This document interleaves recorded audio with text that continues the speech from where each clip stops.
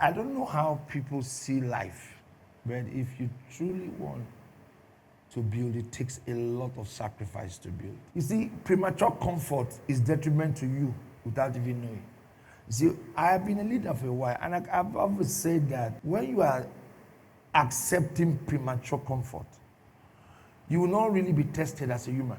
You see, the problem is not whether an opposition party, the problem is people don't understand that to lead is more of sacrifice than what you will obtain from a system. So, if we will see another picture of governance from what we have, then people have to take a decision to make extreme sacrifice.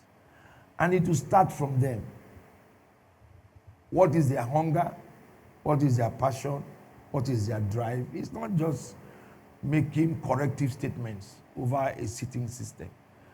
No, you just look at something, you want to talk better because you have a few people around you, you want to talk so they can approve of you. No, this is governance. Our generational life is tied to it. Our children. It's not a statement.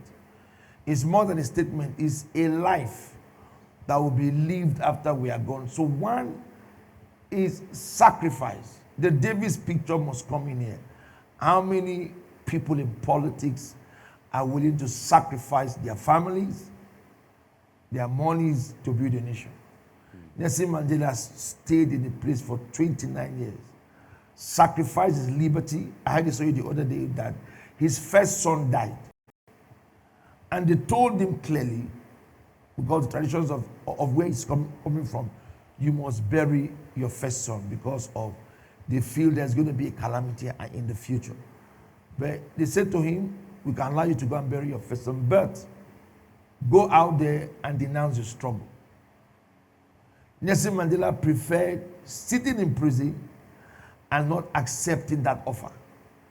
That is sacrifice towards a healthy leadership school or a future. So if we want to build a system that will exchange a system, then sacrifices have to be made. Personal, corporate, it's not a sellage of attention, it's sacrifices. And when people are willing to make sacrifices, then those set of persons are leaders for the future. But I can tell you, even the common youth in the streets can't pay those kind of prices. I see people, everybody's fighting for themselves. Nobody wants to fight for anything. And growth is a prize. Anything that will grow and keep a future is a prize. So for the nation that we find ourselves in, to produce better leaders, we must stop condemning systems. We should start building men to understand what it takes to real systems. Because what we are doing now is trying to cut here and patch. Cut here and patch. You're condemning this, but at the accent, as the excel of the point we have, everybody who is condemning there is a part of that foundation.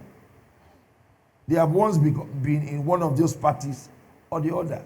So they are recycling around the same system. They know themselves, they've been there, they are just jumping from place to place. So these people are just in the same platform, just exchanging views like that. So the only way to solve it is sacrifice. I want to lead this country. And the only way to lead, I will become the first example. And what is the example? I won't preach hate. I won't preach anything. I will preach structures. I will preach manners. I will preach salvation. I will preach deprivation. I will preach unity. I will preach the future. I will show people 10 years. I will show people 50 years. I will show people 30 years. And then you keep preaching the future. I understand today. I also understand yesterday. And I also understand tomorrow. That's a leader. But we don't talk yesterday. We talk today. We don't talk tomorrow. And that's why I don't pay attention to people who just get up and just everything about them is themselves. I just don't have interest in people like that. Everything about you is just you. There is nothing about you that works projectively. And that's where we are. So even the crop of people today that you think advocating for better governance and things like that, how many prizes, what kind of prizes have they paid? If they are pushed in prison today because of what they are doing, will they be able to stand it? Let's face the control of this picture. Can they? What have they deprived themselves from to rule this country? So the sacrifices are not there. They're only just making media statement, getting attention from people, taking pictures of people. All of those ones are just, there's no future in all of those things. And I don't believe in it. And that's why we still have the people we have today leading us.